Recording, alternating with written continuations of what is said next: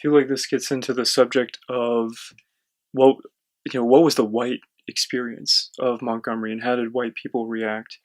And when you're talking about job loss, I think also of evictions, um, and I think of the ways that white people were organizing against the boycott. But I also kind of want to talk about maybe the genesis of that. Like my understanding is that at the beginning of the boycott, there was an initial sense of support among some of the white Montgomeryans, but that as the first month wears on, it goes into the second month that things start to turn pretty violent. Can we kind of chart uh, how that white experience and reaction unfolds over the first couple months? Well, I think it's you give a very good overview.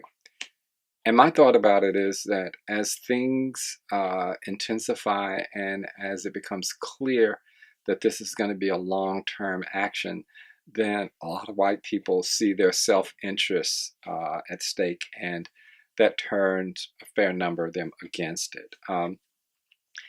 And so, and that ranges, from people who, take it out on their maids, their cooks, their gardeners, or other employees,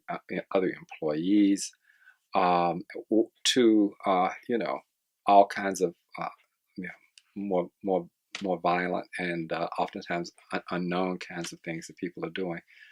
I would also make a pitch for thinking about the few and valiant whites in Montgomery who remain supportive, and how and why. Clifford and Virginia Durr were very active. They were, they knew the Black leadership. They were very, very active in supporting Black causes in Montgomery. And so they were longtime liberals, New Deal liberal types. They were very supportive, and they sort of caught a lot of grief from whites for their support of the bus boycott. But what's really fascinating is how they represent that group that stayed with sort of the boycott.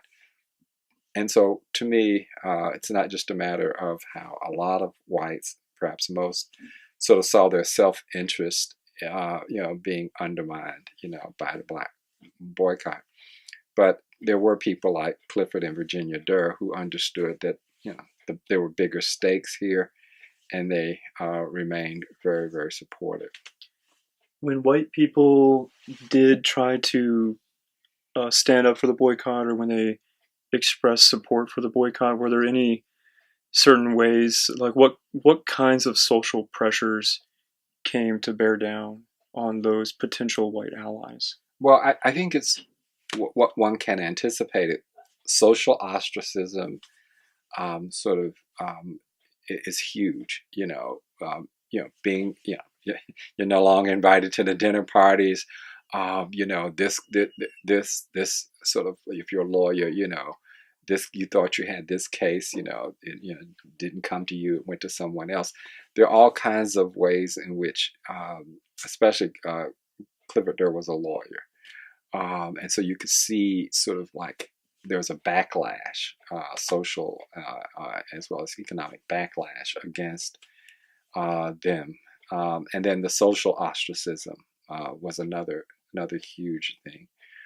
People that you thought, were friends, no longer return your calls, and, sometimes are quite cold, or often turn, quote unquote, enemy-like.